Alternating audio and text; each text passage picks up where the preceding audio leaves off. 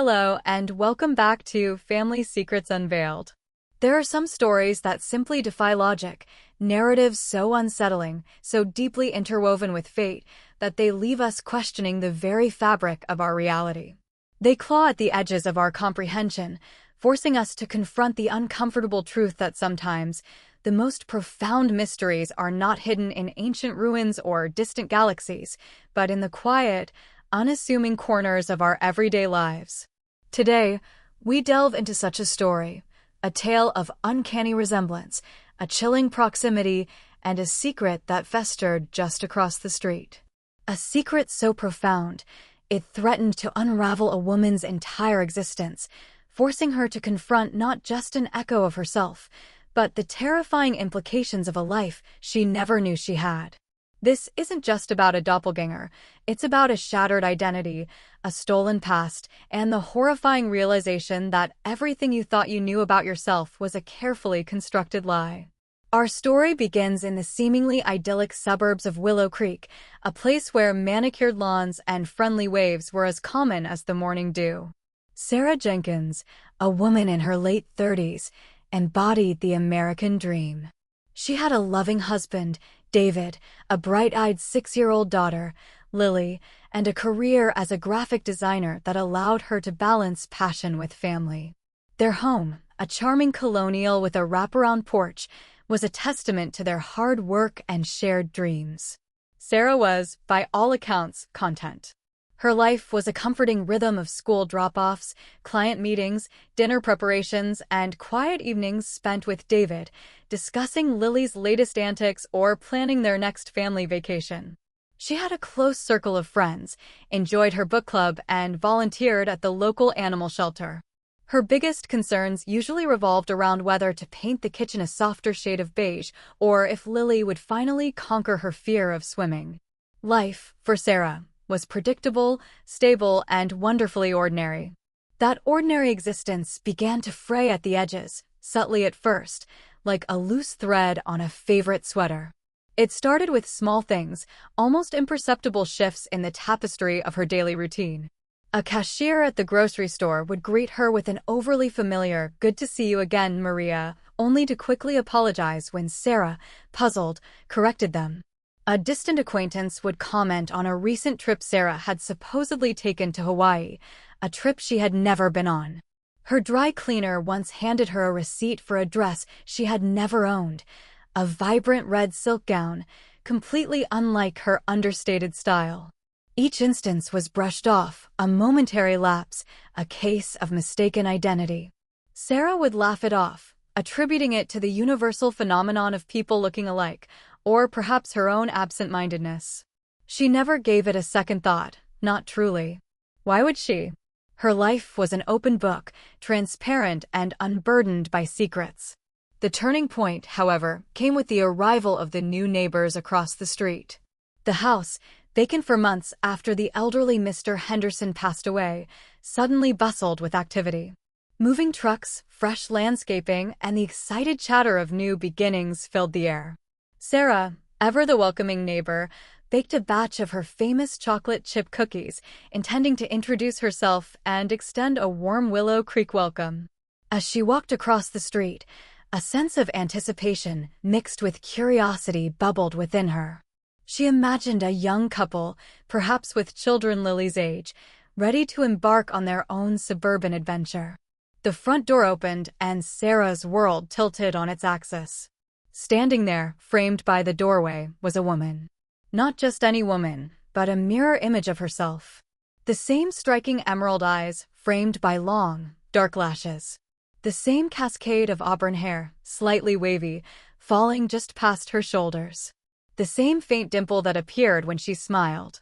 Even the elegant curve of her nose, the subtle arch of her eyebrows, it was all there. It was Sarah. Yet, it wasn't. The woman's smile was a little wider, a touch more confident, almost audacious. Her clothes were a bolder choice, a vibrant floral dress that Sarah, with her more reserved tastes, would never pick. But the face, that undeniably familiar face, stared back at her with an unsettling intensity. A gasp caught in Sarah's throat, the plate of cookies nearly slipping from her trembling hands. Her mind reeled, trying to reconcile the impossibility of the scene unfolding before her. This wasn't a passing resemblance. This was an exact replica. A doppelgänger. The word, usually reserved for folklore and urban legends, now echoed with chilling reality in her mind.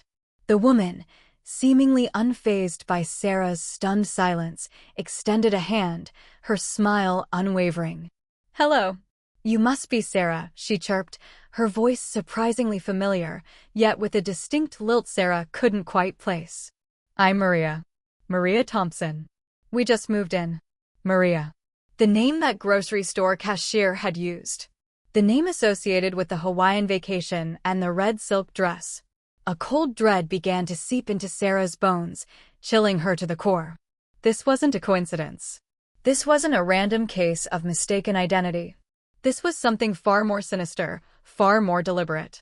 The cookies, now forgotten, felt heavy in her hand, a symbol of the innocent gesture that had led her directly into the heart of an unfolding nightmare.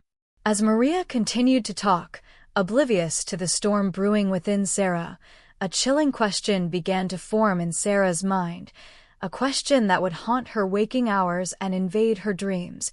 Who exactly was Maria Thompson? And why did she look exactly like Sarah Jenkins? The ordinary existence Sarah cherished was about to be shattered, replaced by a dark, twisting path of revelation and betrayal, starting right there, across the street. The encounter with Maria left Sarah in a state of profound disorientation.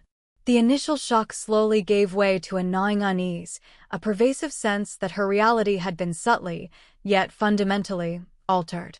She returned home in a daze, the plate of uneaten cookies still in hand, her mind racing with 100 fragmented thoughts.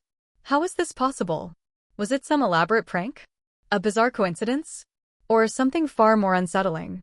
She tried to confide in David, her usually pragmatic husband, but even as she recounted the encounter, the words felt flimsy, inadequate to convey the sheer, surreal nature of what she had witnessed. David, ever the logical thinker, attributed it to a strong resemblance, a trick of the light, perhaps even a touch of exhaustion on Sarah's part. "People look alike, honey," he'd said, trying to reassure her, his arm around her shoulders. It's not that uncommon. But Sarah knew, with an instinctual certainty that bypassed logic, that this was different. This was beyond resemblance.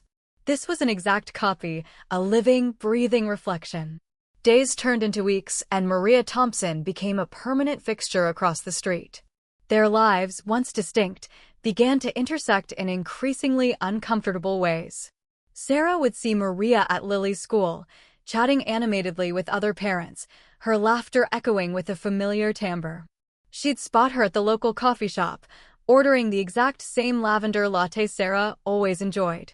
Once, during a parent-teacher conference, Mrs. Davidson, Lily's first-grade teacher, mistook Maria for Sarah, discussing Lily's progress and asking about a recent family trip to the Grand Canyon that Sarah had never taken.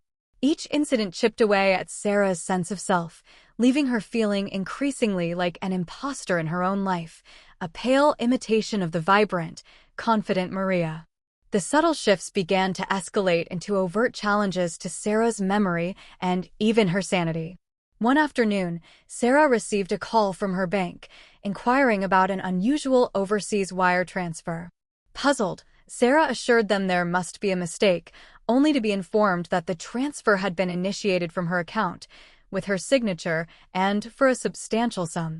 It took days of frantic calls and investigations to clear her name, the bank eventually concluding it was a sophisticated identity theft attempt, though they couldn't explain how the signature had been so perfectly replicated. The incident left Sarah shaken, but David again dismissed it as an unfortunate, though increasingly common, modern-day hazard. The most unnerving occurrences, however, involved Lily. One evening, Lily came home from school, excitedly telling Sarah about a play date she'd had with Maria that afternoon. "She took me to the park and bought me ice cream, Mommy," Lily chirped, oblivious to the terror seizing her mother's heart. Sarah had been at a client meeting all afternoon. She confronted Maria, her voice trembling with barely suppressed fury, accusing her of impersonating her mother and taking her child without permission. Maria, however, remained calm, almost amused. "Oh, Lily, you have such an active imagination, sweetheart," she'd said, a saccharine smile plastered on her face, completely denying any interaction with Lily. Lily, confused by the sudden tension, began to cry, and Sarah, frustrated and feeling increasingly isolated, retreated, her mind awash with a terrifying question: was Maria manipulating her, or was Sarah losing her grip on reality? The line between truth and illusion had become impossibly blurred. Sarah started to observe Maria, meticulously, almost obsessively. She noticed the slight differences, the subtle tells that separated them. Maria had a small, almost imperceptible scar above her left eyebrow, a detail Sarah knew she didn't possess. Maria also had a distinctive way of tilting her head when she listened, a gesture Sarah found both eerily familiar and utterly foreign. Yet, these were minor distinctions, easily overlooked, especially by those who didn't know Sarah intimately. The more she observed, the more she realized that Maria was not just a lookalike. She was a meticulously crafted replica, a ghost in the machine of Sarah's own existence. The true breakthrough, however, came from an unexpected source: Lily. One night, as Sarah was tucking her into bed, Lily, in her innocent way, said, "Mommy, why do you have two necklaces?" Sarah, confused, touched the simple silver locket she always wore. "What do you mean, sweetie?" "I only have one." Lily pointed to a faded photograph on Sarah's nightstand, a picture of Sarah as a young woman, taken before Lily was born. "No, see? Maria has the other one." Sarah looked closer at the photograph. Around the neck of her younger self, she saw it, a delicate gold chain with a small, intricately carved bird pendant. A necklace she had absolutely no recollection of ever owning. It was a necklace Maria had been wearing that very afternoon. A cold dread tightened its grip around Sarah's heart. This wasn't just about identity theft or a strange resemblance. This was about something far deeper, far more personal. The necklace, a seemingly innocuous detail, was a key, unlocking a terrifying possibility. Maria wasn't just imitating Sarah, she was echoing parts of Sarah's past, a past Sarah herself couldn't remember. The implications were horrifying. Had her memory been tampered with? Was her life a construct, a narrative carefully woven to conceal a deeper, darker truth? Desperate, Sarah began to delve into her own past, poring over old photo albums, yearbooks, anything that could provide a clue. She called old friends, distant relatives, asking seemingly innocuous questions, trying to piece together fragments of a life she suddenly felt disconnected from. The answers were always the same: a stable childhood, a loving family, a predictable path to adulthood. Nothing out of the ordinary. Yet, the persistent image of Maria, wearing that gold bird pendant, gnawed at her. It was a tangible link, a physical object that connected Maria to a part of Sarah's history that Sarah herself could not recall. The feeling of being a stranger in her own skin intensified, pushing her to the brink. She knew, with chilling certainty, that the woman across the street held the answers that could either set her free or shatter her world forever. The stage was set for a confrontation, not just with Maria, but with the terrifying truth of her own fractured identity. The discovery of the necklace became Sarah's obsession. It was the linchpin, the undeniable piece of evidence that transformed Maria from a mere doppelganger into a figure of terrifying significance. Sarah's internal struggle had reached a fever pitch. She could no longer dismiss the growing dread as paranoia or exhaustion. The subtle slights, the identity theft scare, Lily's confused comments, and now the necklace, they all coalesced into a chilling pattern, a meticulously orchestrated invasion of her life. She felt like a pawn in a game she didn't understand, controlled by an unseen hand, with Maria as the insidious, smiling face of her tormentor. The suburban dream had morphed into a suffocating nightmare, and Sarah knew she couldn't outrun it. She had to confront it head-on. One crisp autumn afternoon, emboldened by a cocktail of fear and desperate resolve, Sarah walked across the street to Maria's house. This time, There were no cookies, no pretense of neighborly warmth.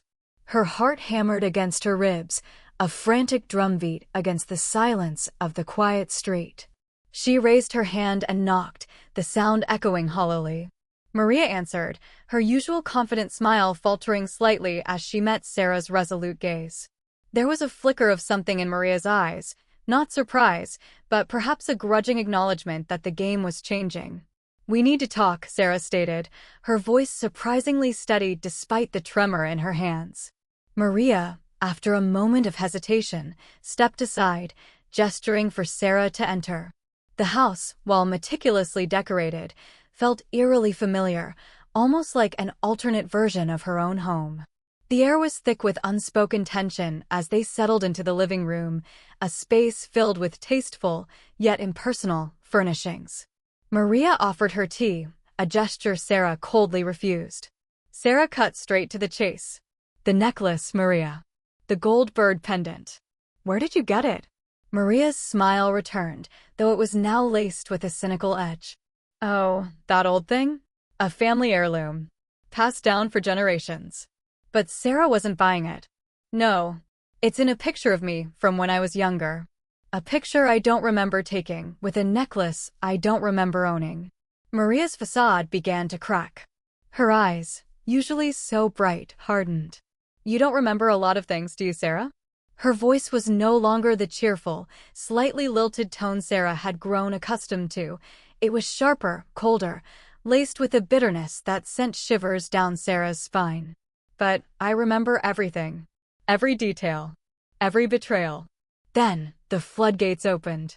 Maria began to speak, her words pouring out in a torrent of long-suppressed rage and sorrow, each sentence a hammer blow to Sarah's meticulously constructed reality. The story Maria told was one of intertwined fates, a dark secret stretching back decades, a conspiracy of silence that had shaped both their lives in unimaginable ways. Maria revealed that they weren't just lookalikes, they were identical twins, separated at birth. Not by choice, but by a horrifying act of desperation and deceit. Their mother, a young woman named Elena, had been a struggling immigrant, newly arrived in the U.S. alone and terrified. She had given birth to twin girls, but due to severe complications and a desperate financial situation, she was coerced into giving one of them up for adoption. But it wasn't a clean, legal adoption. It was a transaction, orchestrated by a shadowy figure, a fixer who preyed on vulnerable women. Sarah, then named Isabella, was taken, her identity erased, her past rewritten. Maria, who had remained with their mother, recounted a childhood marred by poverty, by the constant, heartbreaking longing for her lost sister, and by the crushing weight of their mother's secret. Their mother, Elena, haunted by her choice, had never stopped searching for Isabella. But the most devastating revelation was yet to come. Maria produced a stack of old letters, faded photographs, and a tattered journal. "Our mother kept this," Maria said, her voice thick with emotion, pointing to a photograph of their mother, a beautiful, sad-eyed woman. "She tracked you down, Sarah. She found you when you were just a toddler, living with the Jenkins, your adoptive parents. She watched you from afar, heartbroken but too afraid to interfere, to disrupt the seemingly happy life you had." The journal entries detailed Elena's agony, her quiet surveillance, her desperate wish to reconnect, but also her fear of being judged, of tearing apart a family that had given her daughter a stable home. The gold bird pendant, Maria explained, was their mother's. It was meant to be given to Isabella when they reunited, a symbol of their connection. But Elena had died tragically in a car accident just a few years ago, before she could ever make contact. Maria had inherited her mother's mission, her relentless pursuit of her lost sister. She had spent years meticulously piecing together the fragments of their mother's research, eventually leading her to Willow Creek, to the house across the street, to Sarah. "I didn't mean to scare you," Maria said, her voice softening, a glimmer of genuine pain in her eyes. "But I needed to be close. I needed to see you, to understand the life you had, the life I could have had. And yes, I wanted you to feel a fraction of the confusion, the displacement, the sense of unreality that I've lived with my entire life, knowing my other half was out there, living a completely different existence. The bank incident, the mistaken identity, even the playdate with Lily, they were all part of Maria's desperate, perhaps misguided, attempts to force Sarah to see the truth, to confront the impossible. Sarah sat there, numb, the pieces of her life shattering around her. The loving childhood, the stable parents, the predictable trajectory, it was all a beautiful, intricate lie. Her entire identity, the very foundation of who she believed she was, had been built on a secret, a profound act of severance that had echoed through generations. She wasn't just Sarah Jenkins, she was Isabella. And Maria, the woman she had feared and mistrusted, was her sister, a living testament to a past she never knew existed. The conflict wasn't just between them, it was within Sarah herself, a battle between the comfortable lie and the terrifying, liberating truth. The world, as she knew it, had ceased to exist, replaced by a landscape of bewildering questions and a profound sense of loss, and a flicker of hope for connection she never knew she craved. The silence that followed Maria's confession was deafening, punctuated only by Sarah's ragged breaths and the distant sounds of Willow Creek life carrying on, oblivious to the seismic shift that had just occurred within those four walls. Sarah felt a profound sense of dislocation, as if she were hovering above her own body, watching this unfolding drama from a detached perspective. The truth, raw and brutal, stripped away everything she thought she knew, leaving her with a gaping wound where her identity used to be. The anger, the fear, the confusion, they were all still there, but now intertwined with a searing ache of betrayal, not just from her adoptive parents, but from the universe itself, for allowing such an elaborate deception to define her existence. Maria watched her, her face a mixture of relief, apprehension, and a deep, aching sadness. The animosity that had simmered between them for weeks now seemed trivial, overshadowed by the enormity of their shared history, a history they were only just beginning to uncover. "I know this is a lot," Maria said softly, breaking the silence, her voice devoid of its earlier bitterness. "More than a lot. But I had to tell you. Our mother, she deserved for you to know." Sarah struggled to process the information, her mind reeling. Her adoptive parents, the Jenkins, who had loved her, nurtured her, given her a life of privilege and stability, they had also kept this monumental secret. How could they? How could they have allowed her to live a lie for nearly 40 years? The thought of confronting them, of demanding answers, filled her with a terrifying mix of dread and furious resolve. And then there was Maria, this stranger who was also her flesh and blood, a living embodiment of the life she almost had, the sister she never knew. Over the next few weeks, a fragile, tentative bond began to form between Sarah and Maria. They spent hours talking, poring over Elena's journal and letters, piecing together the fragmented narrative of their shared past. Maria filled in the gaps, sharing stories of their mother, of a childhood Sarah never experienced, of the constant struggle and the unwavering hope for reunion. Sarah, in turn, shared details of her normal life, a life Maria had only glimpsed from afar. It was a painful, often emotionally draining process, but with each shared memory, each discovered detail, a new understanding began to emerge. The doppelganger across the street was not a threat. She was a mirror, reflecting a lost part of Sarah, a connection she hadn't realized she was missing. Sarah eventually confronted her adoptive parents. The conversation was agonizing, filled with tears, anger, and, ultimately, a painful understanding. They confessed, expressing their deep remorse and explaining their decision was born out of love and fear that Elena would try to reclaim her, fear of losing the daughter they had come to cherish as their own. While Sarah struggled with the betrayal, she also saw the genuine love that had underpinned their actions, however misguided. The revelation caused immense pain, creating rifts that would take time, perhaps years, to heal, but it also opened the door to a more honest, albeit complicated, relationship. As for Maria, their relationship slowly blossomed into a true sisterhood.